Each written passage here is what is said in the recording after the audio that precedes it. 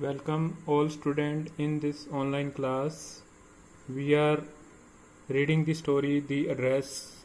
We have already read the text of this story. Let's take long answer type question of the story The Address.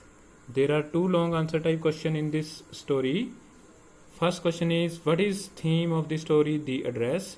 The Address story के अंदर writer क्या कहना चाहता है, किस बारे में ये किस आइडिया को लेकर के ये स्टोरी है वो लिखी गई है। या फिर क्वेश्चन ऐसे भी आ सकता है the address is a story of human predicament. Predicament होता है कठिन परिस्थिति। कहता है कि कहानी द एड्रेस कहानी है ये मानव की कठिन परिस्थितियों के बारे में है। दैट फॉलोज वार जो कि युद्ध के उपरांत उत्पन्न होती है। युद्ध के उपरांत मानव की क्या डिफ़िकल्ट सिचुएशन हो जाती है, मनुष्य को किस डिफ़िकल्ट सिचुएशन से गुजरना पड़ता है, इसके ऊपर आपने कमेंट करना है। तो आंसर रहेगा द एड्रेस। ये बहुत इंपॉर्टेंट क्वेश्चन है, ये पेपर में आने के बहुत चांसेस रहते हैं, तो आपने अच्छी तरह से करना है इसको। The address is a moving tale of war.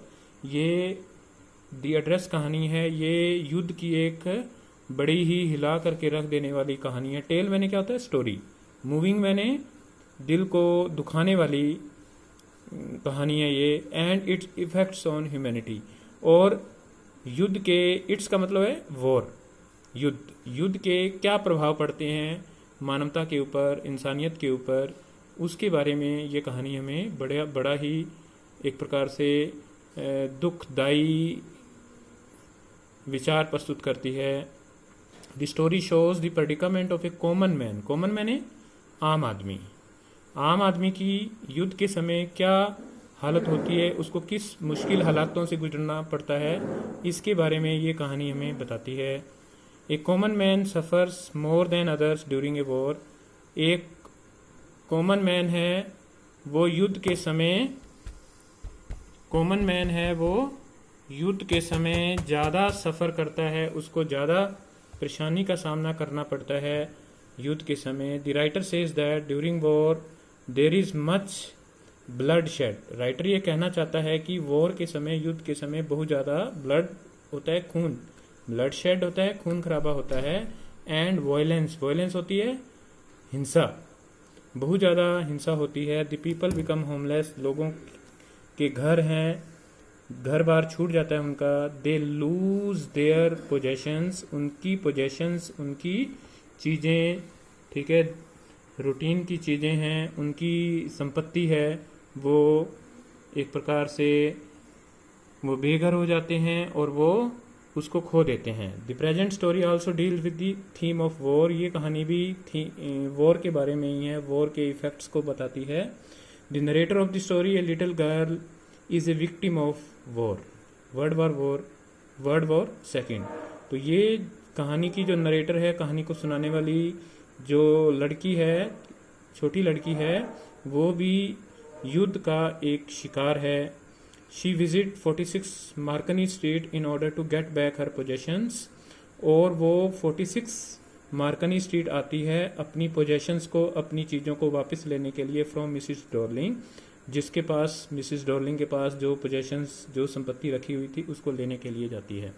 But she is received very coldly by Mrs Dorling during her first visit. लेकिन मिसिस डॉर्लिंग है वो उसका कोई स्वागत नहीं करती, कोई उसका हालचाल जानना नहीं चाहती जब वो पहली बार आती है, और दूसरी बार तो वो घर पर ही नहीं होती है। Mrs Dorling told her to come on some other day, और वो उसको सीधा ही कह देती है कि तुम बाद में मुझे कभी मिलना, उसके पास अब वक्त नहीं है। और ये क्यों था, क्योंकि दोनों का रिलीजन है वो अलग अलग है। मिसिस डॉर्लिंग का रिलीजन है वो अलग है, वो क्रिश्चियन है, और लिटिल गर्ल का जो रिलीजन है वो ज्यू है, वो यहूदी है। और यहूदी इसको बहुत ज़्यादा परेशान होना पड़ा था वर्ल्ड वॉर सेकेंड के अंदर। During her second visit also the narrator is very unhappy to see her belongings in an ill arranged manner. और जब वो दूसरी बार आती है लिटिल गर्ल उनके घर, तो वो बड़ा ही दुखी होती है, क्योंकि उसकी सारी की सारी जो चीज़ें हैं, बिलोंगिंग्स का मतलब वस्तुएं, ठीक है, जो कटलरी आइटम्स हैं, फोर्क्स हैं, प्लेट्स हैं, वो इल अरेंज्ड मैनर में पड़ी थी, यानी कि उनको संभाल करके रखा हुआ नहीं था, वो इधर उधर बिखरी हुई चीज़ें पड़ी थी।